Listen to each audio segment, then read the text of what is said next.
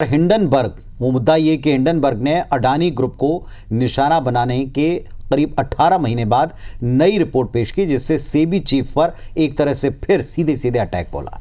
बिल्कुल, हिंडनबर्ग के एक और खुलासे ने देश की सियासत को इससे गरमा दिया है। हिंडनबर्ग की रिपोर्ट के एक एक बिंदु पर हालांकि सेबी चीफ ने जवाब देकर सारे आरोपों को खारिज भी किया है।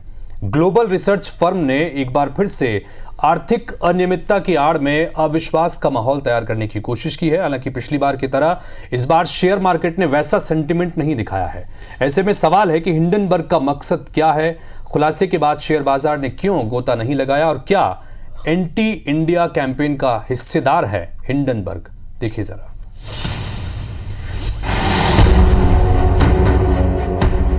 दुनिया के बड़े उद्योगपतियों में शामिल गौतम अडानी को अपनी रिपोर्ट से बड़ा झटका देने के बाद global short selling company Hindenburg research ने अब सेबी यानी भारतीय प्रतिभूति एवं विनिमय बोर्ड की चीफ माधवी पुरी बुच पर हमला बोला। हिंडनबर्ग ने शनिवार को अपनी नई रिसर्च रिपोर्ट में दावा किया कि बुच दंपति ने अडानी ग्रुप में गुप्त निवेश करके मनी लॉन्ड्रिंग में उसकी मदद की है। इसलिए हिंडनबर्ग की रिपोर्ट में गौतम अडानी की कंपनियों में गड़बड़ी के खुलासे के बाद भी सेबी की कार्रवाई नहीं किए जाने के पीछे माधवी का निहित स्वार्थ है। हालांकि आरोपों पर सेबी चीफ माधवी ने अपने पति धवल बुच के साथ संयुक्त बयान जारी कर हिंडनबर्ग के इस दावे को सिरे से खारिज कर दिया। इस रिपोर्ट के सामने आते ही देश की सियासत में उबाल आ गया। पूरा विपक्ष हिंडनबर्ग की रिपोर्ट के बहाने सरकार को नए सिरे से घेरने में जुट गया है।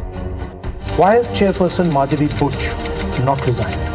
Second, God forbid something were to go wrong and investors were to lose their money. Who is responsible? Is the Prime Minister of India responsible?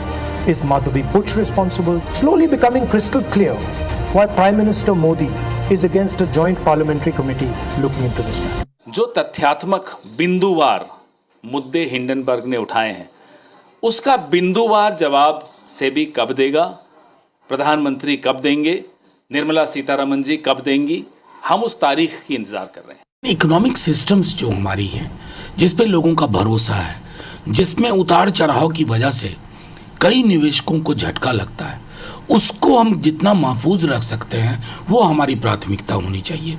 मैं समझता हूं कि सरकार को 2 कदम आगे बढ़ करके ज्वाइंट पार्लियामेंट्री कमेटी का अनाउंसमेंट करना चाहिए। इधर भाजपा ने हिंडनबर्ग की रिपोर्ट को आधारहीन बताया। भाजपा नेता रविशंकर प्रसाद ने हिंडनबर्ग की रिपोर्ट की टाइमिंग पर सवाल उठाते हुए विपक्ष पर भी निशाना साधा।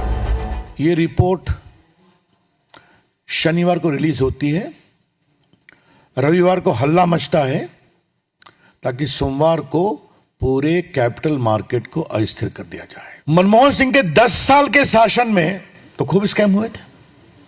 2G स्कैम, कोयला स्कैम, कॉमनवेल्थ स्कैम, अंतरिक्ष देवा स्कैम, इतना अधिक घोटाले, घपले, स्कैम हुए जिसमें कई विदेशी इन्वेस्टर्स भी इन्वॉल्व थे, उनका पैसा इन्वॉल्व था। उस समय से रिपोर्ट क्यों नहीं आती थी? यही दिखाता है टूल किट क्या है, कांग्रेस पार्टी का षड्यंत्र क्या है और भारत को कमजोर करने की मंशा क्या है। शनिवार को जारी हिंडनबर्ग रिसर्च की नई रिपोर्ट और आरोपों के बाद भारतीय बाजार सोमवार सुबह बड़ी गिरावट के साथ खुले और अडानी समूह के शेयर 7% तक लुढ़क गए, लेकिन फिर रिकवरी दिखाई और सेंसेक्स और निफ्टी हरे निशान पर लौट आए।